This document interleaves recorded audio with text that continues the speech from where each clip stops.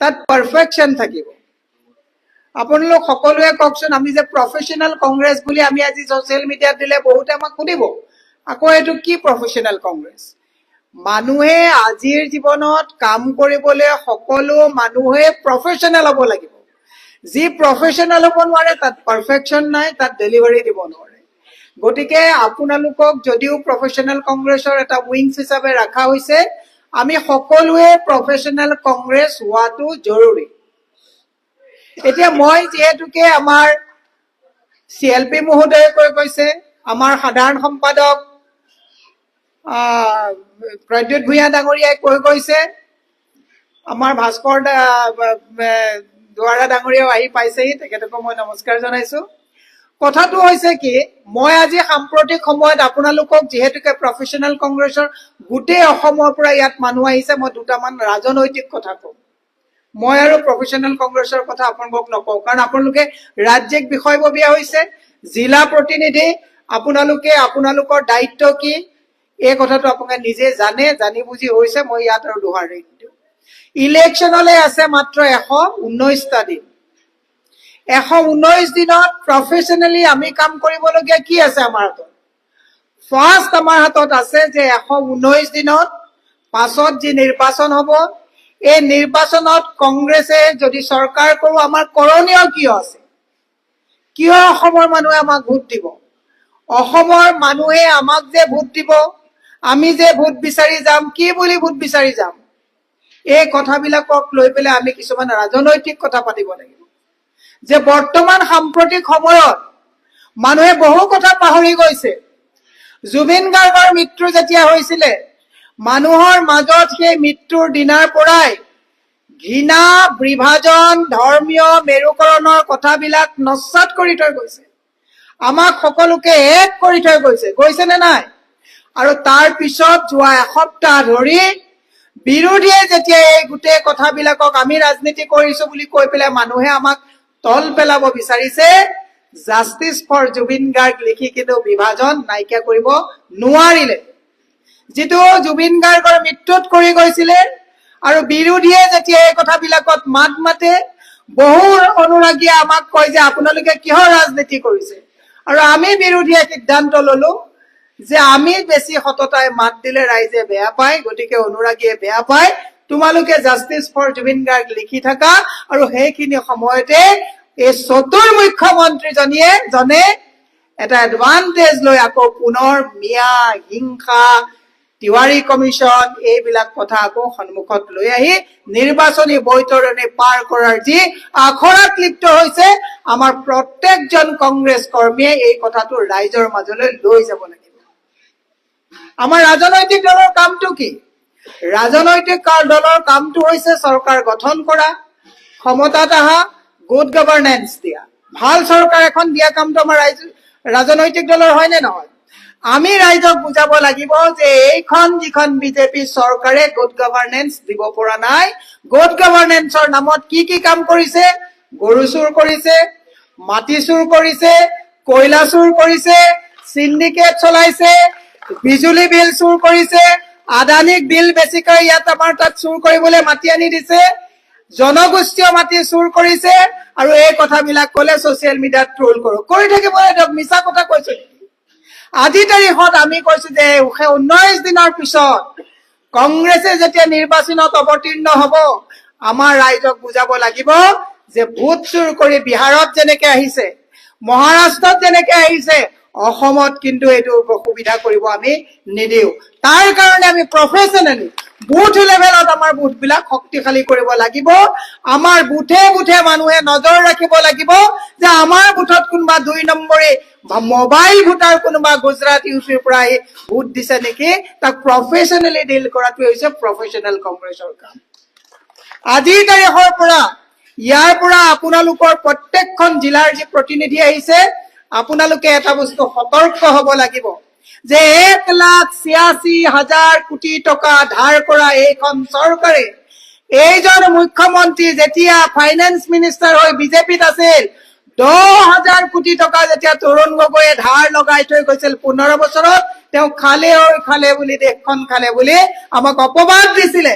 আৰু আজি প্ৰফেচনেল কংগ্ৰেছৰ প্ৰত্যেকজনে অসমত গৈ ক'ব লাগিব 9 বছৰত 1,80,000 কোটি টকা ধাৰ কৰি গৰ্ভত থকা সন্তানটোৰ মূৰতো হিমন্ত বিশ্ব শৰ্মাৰ চৰকাৰে 50,000 টকাৰ ধাৰ লগাইছে।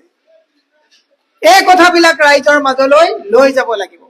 64,000 অসমৰ থলুৱা মানুহক, দুখীয়া দৰিদ্ৰ মানুহৰ ঘৰত স্মাৰ্ট মিটাৰ লগাই মানুহৰ ঘৰত লুণ্ঠন আৰু ডকাইতি কৰিছে।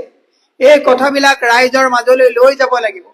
7,000 অসমৰ চৰকাৰী স্কুল বন্ধ হৈছে আৰু 7.5 লাখ ল'ৰা ছোৱালীয়ে যোৱা 9টা বছৰত অসমৰ পৰা স্কুললৈ যোৱা বাদ দিছে।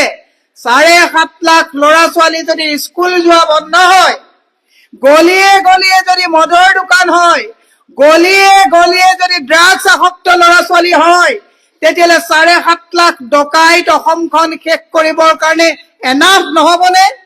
আৰু হিমন্ত বিশ্ব শৰ্মাই তাকে ক'লে কয় আমাক মিয়াৰ ভোট নালাগে। চতুৰালি কৰিবলৈ আৰু জেগা বিচাৰি পোৱা নাই। পবিত্ৰ মাৰ্ঘেৰিটা এটা পঞ্চায়ত ইলেকশ্যন খেলাৰ যোগ্যতা নথকা, কেৱল ভৰিৰ তেল মালিচ কৰি কৰি তেওঁ আমাৰ মাজত হিন্দু মুছলমানৰ যে বিভাজন আনিব বিচাৰিছে, এই কথাবিলাক তেওঁলোকক আমি ৰাইজক জনাব লাগিব। তাকে ক'লে তেওঁলোকে আমাক ট্ৰলাৰ লগাই দিয়ে, ভয় নকৰে। আমি আজি ইয়াৰ পৰা সেই ট্ৰলাৰক আমি বৰা আঙুলি দেখুৱাই দিছো। কিন্তু পবিত্ৰ মাৰ্ঘেৰিটাক কৈছো, ব'লা, তোমালোকে বহুত টকা খৰচ কৰিছিলা, উজনিত ব'লা। উজনিত পঞ্চায়ত এটা জিকি আহা, তৈলমৰ্দন কৰাৰ বাদে এটা পঞ্চায়ত জিকি আহিব পাৰিছা নেকি? সেইটো এটা বহুত ডাঙৰ কথা। সেইকাৰণে মই আপোনালোকক কৈছো, প্ৰফেচনেল কংগ্ৰেছৰ আজি প্ৰত্যেকজন মই সদস্যক কৈছো, আপোনালোকে ইংৰাজীত এটা কথা আছে, face is the index of mind. মনত যি কথা ভাবি আছে মুখত ফুটে। চেহেৰাত ফূৰ্তি থাকিব লাগিব। হতাশগ্ৰস্ত মানুহে কেতিয়াও ৰিজাল্ট দিব নোৱাৰে। ইলেকশ্যন হাৰা জিকা বেলেগ কথা।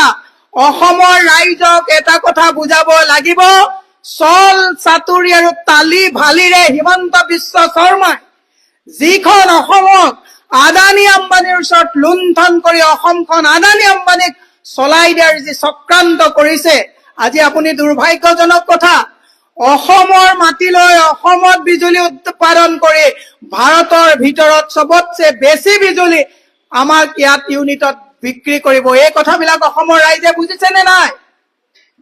আজি যিজন মানুহ গুজৰাটত প্ৰায় 19,000 কোটি টকাৰ ড্ৰাগছ তেওঁ আপোনাৰ বিমানবন্দৰত ধৰিছিলে, আজি সেইজন মানুহে গোটেই ভাৰতবৰ্ষত দপদপাই ঘূৰি ফুৰিছে।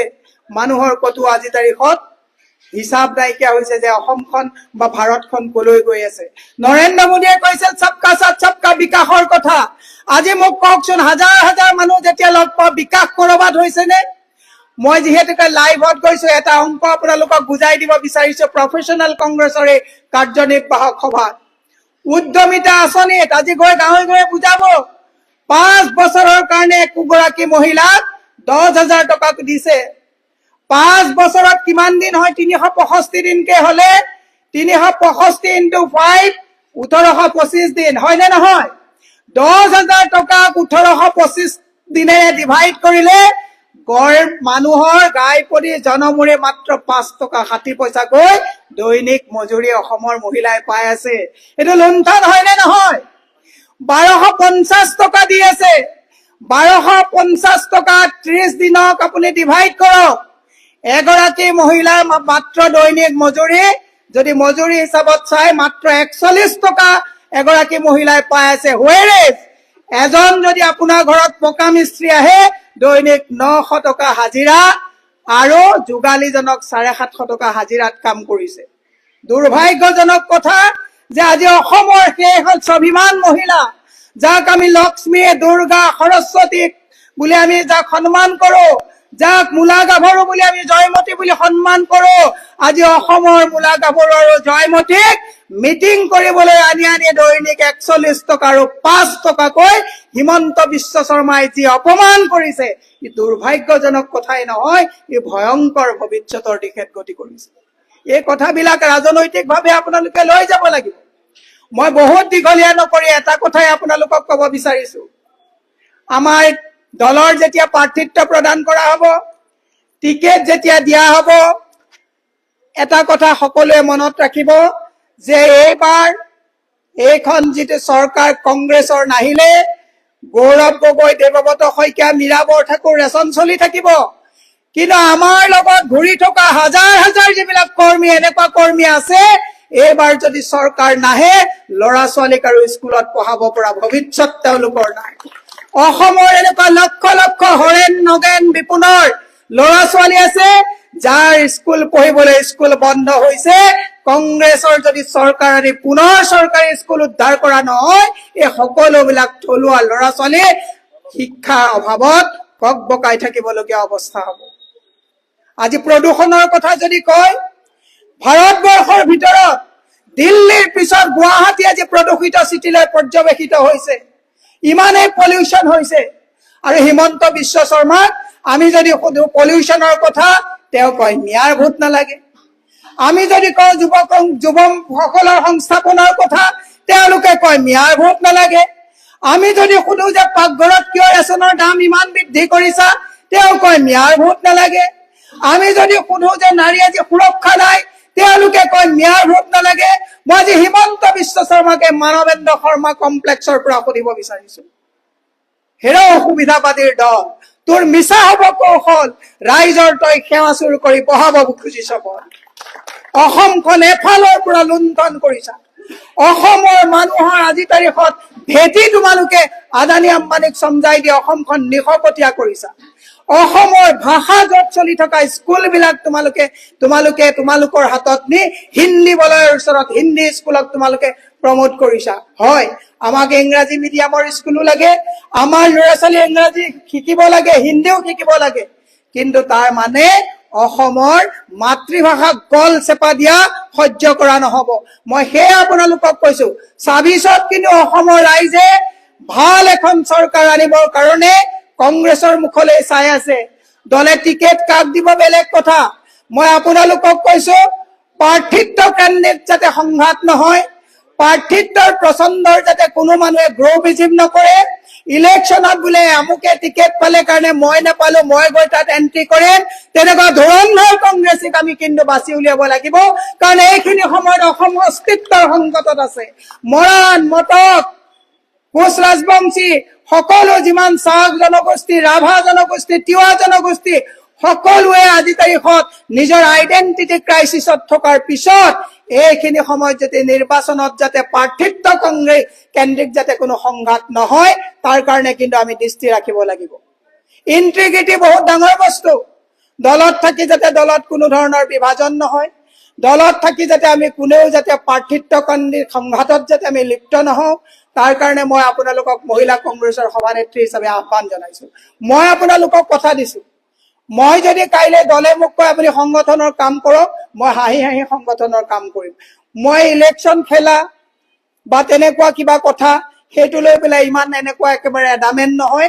আৰু প্ৰত্যেককে আজি আপোনালোকক কৈছো, গ্ৰুপিজিম পলিটিক্সটোত আপোনালোক নগৈ সকলোৱে কংগ্ৰেছৰ আইডেন্টিটিটোক আপোনালোকে জীয়াই ৰাখক, কংগ্ৰেছৰ বিচাৰধাৰাটোক আপোনালোকে জীয়াই ৰাখক।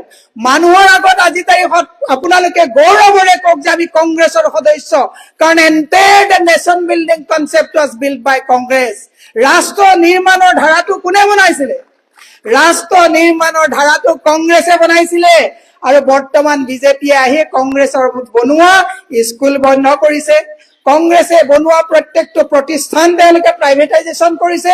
প্ৰাইভেটাইজেশ্যন লাগে, আমি এয়াৰটেলৰ বিৰোধ কৰা নাই, কিন্তু BSNL আমি চৰকাৰী হৈ থকাটো বিচাৰিছিলো, হয়নে নহয়? আমি DRDO এইটো এটা পাব্লিক সেক্টৰ ইউনিট হৈ থকা আমি বিচাৰো। আমি জাগিৰোডৰ পেপাৰ কল, যোগীঘোপাৰ পেপাৰ কল আমি পাব্লিক সেক্টৰ হৈ থকাটো আমি বিচাৰো, বিচাৰে নে নিবিচাৰে?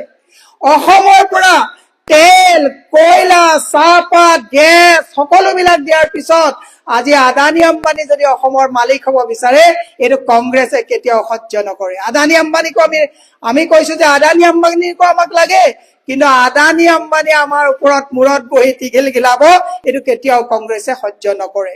সেয়ে মই আপোনালোকৰ সকলোকে ৰাজনৈতিক উত্তৰণৰ কামনা কৰিছো। মোৰ এখন ফুটবল খেল অপেনিং আছে 2টা বজাৰ পৰা, 2টা বাজি গৈছে, গতিকে মই আপোনালোকৰ পৰা বিদায় ল'ম। মই খালি এটা কথাই কৈছো, ফূৰ্তিৰে কাম কৰিবৰ কাৰণে শিকিব লাগিব। হতাশ যদি মনত থাকে পাৰফৰ্ম কৰিব নোৱাৰিব।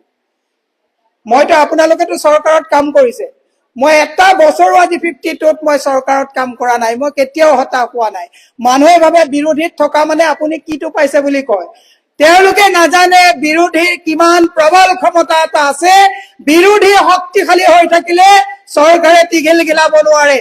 বিৰোধী ইমান নৈতিকতাৰে কাম কৰা দৰকাৰ যে আমেৰিকাত যদি আপোনালোক যায়, যে আমেৰিকাত শ্বেডো গভৰ্ণমেণ্ট বুলি কয় বিৰোধীক, তাৰমানে গভৰ্ণমেণ্টে যদি যি বেয়া কাম কৰিব বিৰোধীয়ে তাক আজৰি চৰকাৰক দৃষ্টি নিক্ষেপ কৰিব। কিন্তু আমাৰ বিৰোধীত থাকিলে হতাশ হৈ থাকে, ভাবে যে পাৱাৰ নাই কি কৰিম। মই আপোনালোকক সেইকাৰণে কৈছো, সবলভাৱে আপোনালোকে এবাৰ পৰা দৃষ্টি ৰাখক যে 26ত চৰকাৰ কাৰ হ'ব? কংগ্ৰেছৰ হ'ব। হিমন্ত বিশ্ব শৰ্মাই তালি ভালি আৰু পুলিচ আৰু ভোট চুৰি যদি কৰি চৰকাৰ আনে বেলেগ কথা, কিন্তু মই কৈছো ৰাইজৰ যদি জনাদেশ, নিৰপেক্ষ জনাদেশ আপুনি দিয়ে, কোনো কাৰণতে এই স্বেচ্ছাচাৰী বিভাজিত অনবৰত হিন্দু মুছলমান কৰি থকা স্কুল কলেজ বন্ধ কৰা হিমন্ত বিশ্ব শৰ্মাক অসমৰ জনসাধাৰণে কেতিয়াও পুনৰ ক্ষমতালৈ নানে বুলি মোৰ আত্মবিশ্বাস আছে। আৰু সেইকাৰণে তেওঁলোকে এতিয়া জুবিন গাৰ্গৰ মৃত্যুৰ পিছত তিৱাৰী কমিশনৰ কথা কয়। আমি তেওঁক খোল্লা কৈছো, কৰা তুমি তিৱাৰী কমিশন ইন্ট্ৰডিউচ বিধানসভাত কৰা, আমি সেইটো কাৰণে ভয় কৰা নাই। কাৰণ হিমন্ত বিশ্ব শৰ্মাই নাজানে তিৱাৰী কমিশনৰ সেই 500 পৃষ্ঠা জোৰা কমিশনত তাত কংগ্ৰেছৰ কথা তাত লিখি থৈ যোৱা নাই। হিমন্ত বিশ্ব শৰ্মাই যদি মানুহক ভেলকিবাজি কৰি নেলিৰ হত্যাকাণ্ডৰ কথাত যদি কংগ্ৰেছলৈ তেওঁ পাথৰ মাৰিব বিচাৰিছে, ৰাষ্ট্ৰপতি শাসন থকা সেইখিনি সময়ত 7টা সংগঠনৰ মাজত যিবিলাক হৈছিল তাত কোনো ৰাজনৈতিককৰণ তিৱাৰী কমিশনত লিখি থৈ যোৱা নাই, তাত কোনো ধৰ্মীয় মেৰু বিভাজনৰ কথা তাত লিখা নাই। হিমন্ত বিশ্ব শৰ্মাৰ ভেলকিবাজি বহুত হ'ল।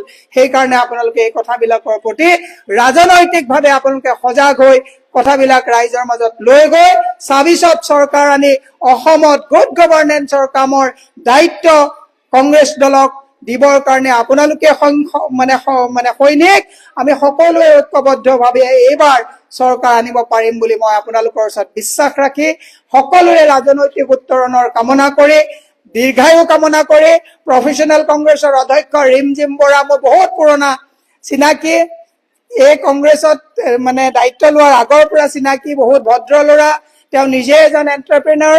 মই আশা ৰাখিছো আপোনালোকে সকলোৱে খুব ধুনীয়াকে কাম কৰি দলটোক শক্তিশালী কৰিব বুলি আহ্বান জনাই মই মোৰ বক্তব্য সামৰণি মাৰিছো।